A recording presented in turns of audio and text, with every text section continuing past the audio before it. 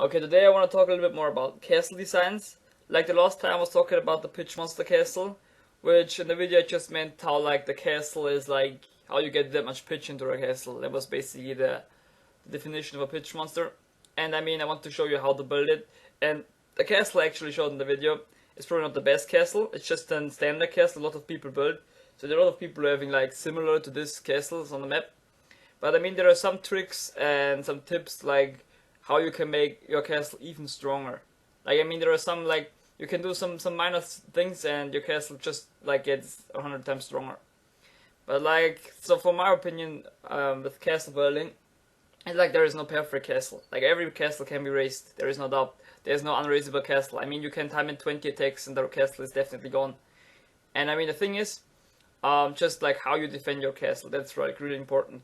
There is like, for example, your opponent can attack from from a lot of different sides. They can attack front door, back door, left or right side, or they can come from the corner, for example.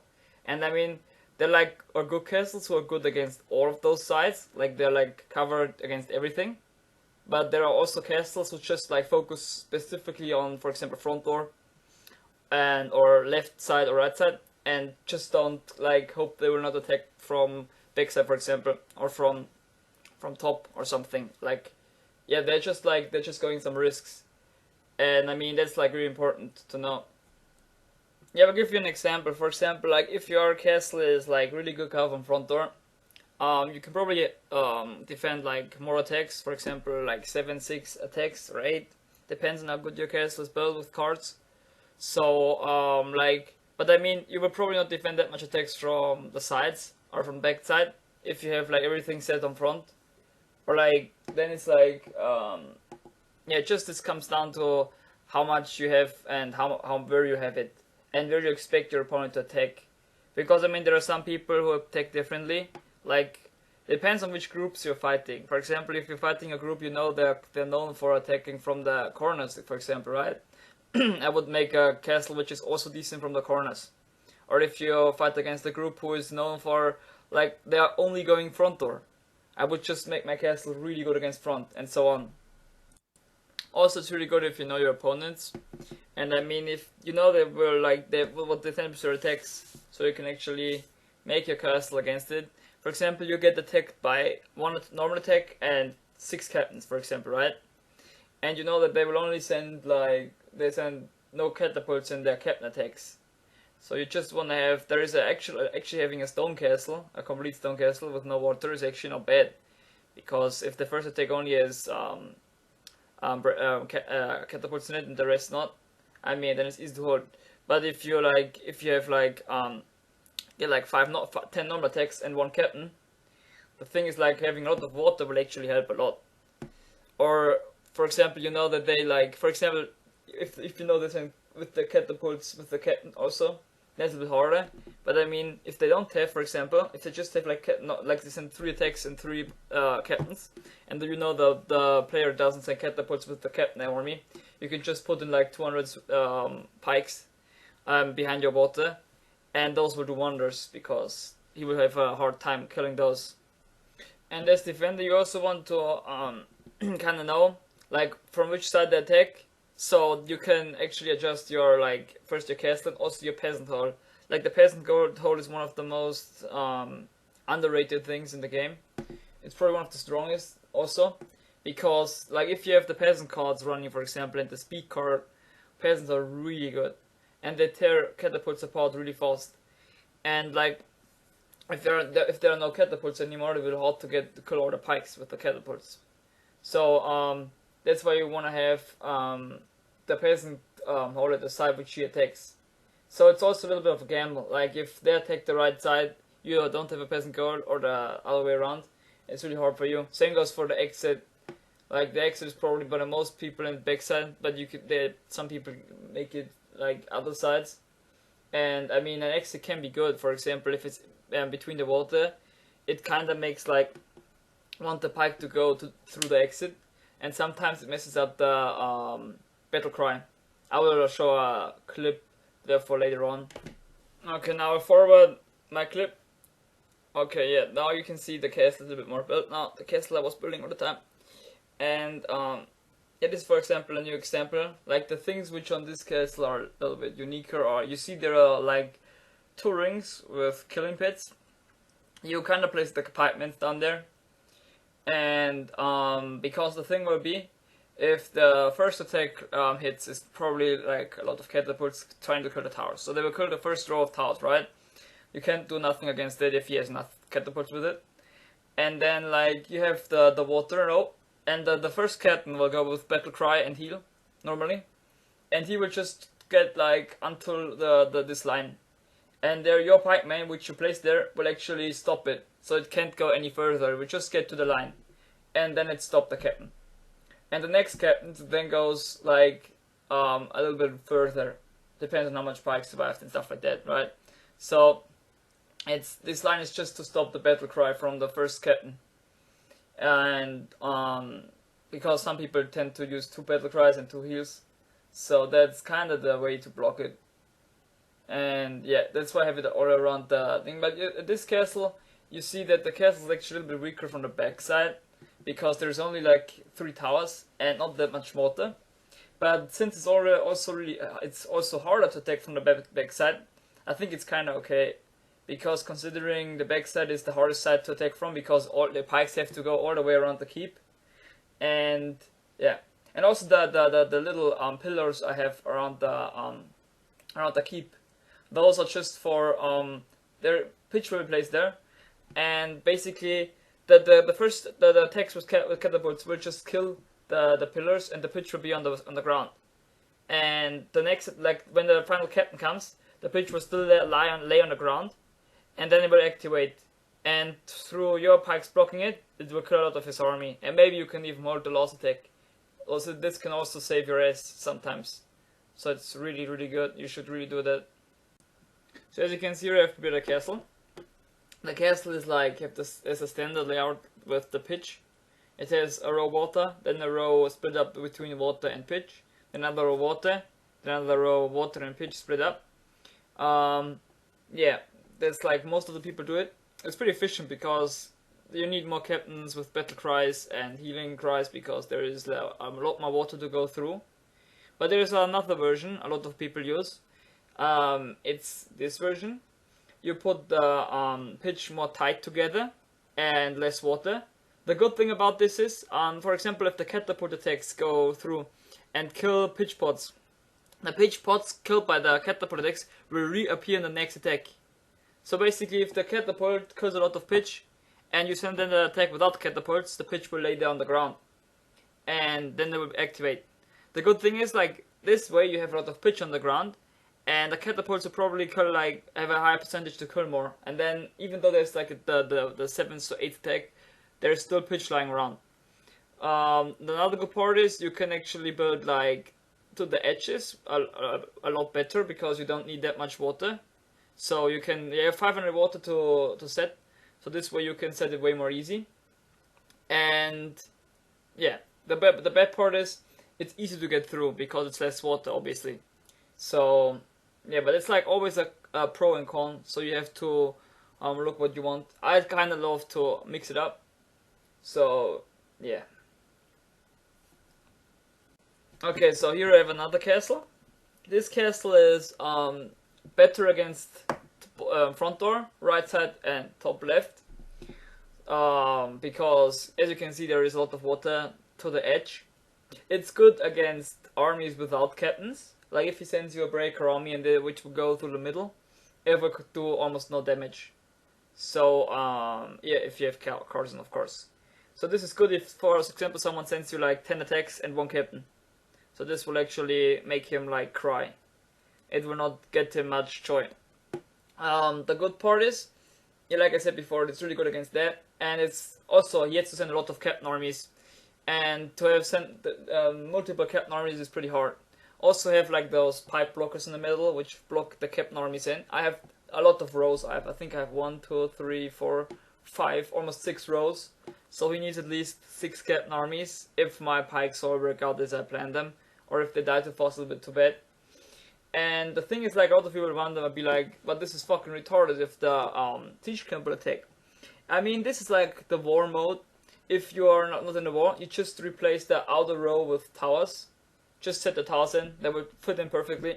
And then you can fight off the AI easily, or you just pull the pitch in the middle and you have to repair always, all the time. But this is for the war basically. So if someone attacks you and catches you off guard with XCOM or tank attacks, this is really good against it. It also has the weakness from backside, but since there's not a lot of people attacking from backside, you kind of go with that risk. And also the backside, it's also harder to attack, so it will probably take some attacks to get through the backside. It's not like one attack getting through. It will also take him some attacks. Yeah. So also, one thing is about the placement of the archers. So the archers are like now kind of leaning towards the front door. This is like if you get not much attacks. You can kind of tighten them together and do 25 blocks more in the middle if you get a lot of attacks. I mean, the first attacks will probably clear all the archers anyways, so if you have 25 blocks in the middle, or more in the middle, centralized, you kind of have the advantage of them getting not this fast killed as they would if they were like on the outer ring. Also, the next thing is that placing with the archers is like knowing where he attacks from. If he attacks from front door, you can just pull all the archers to the front door, from right side or to the right side, and so on. That's also really important. I left some openings, if you can see in the middle. That's where the catapults actually are kind of shooting. So I left the pikes out there because they would probably get killed by the first, because they're on the towers, the first breaker army, which is shoot at the pikemen. And they would probably kill the pikemen, which would be at that position. So I just left them out and put them in the corners where no pikemen, no catapults would hit them. And this is always from the middle attack. If there would be a corner attack, the castle would be not as good. Probably a corner attack would be one of the strongest things against this castle, but corner attacks are pretty hard and take a lot of attacks too, so it will still defend a lot of attacks. So that's the main thing you want to have, like defending the most attacks.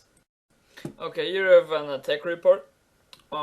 Someone attacked me, and the castle I have there is not that good because I captured it off someone, and I kind of made it a little bit better, so it was fitting for me. And those attacks are actually really bad, so don't wonder why they attack me that bad. But they were timed, and I mean, those are just to show on how important it is to have good captain tactics and how strong water and pitch is against attacks without much captain tactics involved. So I mean, like you see now, the first attack did some damage; it destroyed the towers, which it should. The second attack, it does almost no damage. Also note the captain on the right side, how long he survives. I have a captain on the walls. You probably think, why do I have that? The reason for that is like a tank, like a meat shield basically. It tanks the damage from the archers, because the archers don't make a difference whether it is a captain or another archer. They will just focus the one which is closer, and that's why they're shooting at the captain. And the captain has more basic life than a normal archer, and that's why it is there to tank just the damage from the archers. So my archers survive long and make more damage. You see the left side is already cleaned of archers, like the left, but the right side where the captain is, it's still, there's archers. But the thing is, it doesn't matter if you just look at the attacks, like the pikes can't get water down, like they're just trying to get the water done, but I mean, they're not succeeding. The water is just like, I have the water card in, the one you get for 100 card points, that I think it's 1.8, and the water card just is like, you need some captain tactics to get through that. And since I have so much water, and he just got like, I think it is the second row with like already 3 attacks. Yeah, he will not get through with only attacks like that. But I mean, that's why I want to show it. It's by the way, it's 7 attacks, and yeah, the catapults are bad aimed, the archers are not good, and yeah, the attacks generally suck. But I mean, it's all about to see what they can do and what the attack can't do. So yeah, now by the way, they killed the captain already, so that's one thing they got for them going. And I mean, yeah, I will just we'll just show the reports until the end, so you guys know what's going on.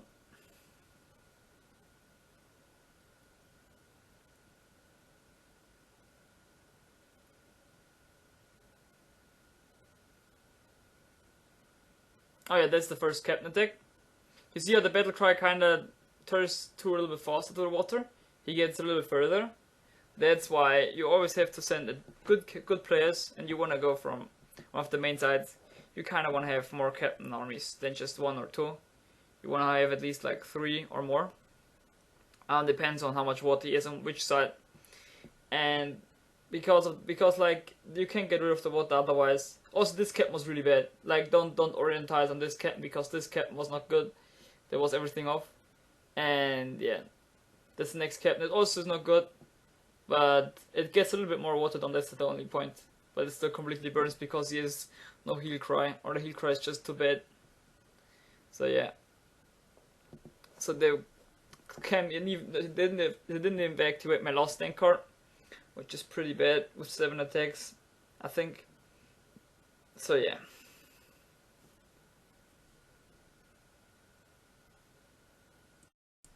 Okay, and here is promised the last attack. This is the attack where I have my exit, where my Sally runs out to the side they're attacking at, or like to every side actually. It's just for making the attack fail. Like look at the attack. The battle cry kinda went completely fail because the pikes tried to run into this small entrance, so they stuck up and the battle cry kinda fails completely. And the pitch mirror burns all the other troops. And that is somehow kinda helpful if you want to try to defend like this. It can do magic if the formations are bad, and if they don't probably. So the last attack I have here is us attacking someone. This is my captain, the sneaky captain, and the thing is like this is how when the formations are kind of good and the captain tactics are used good, I think.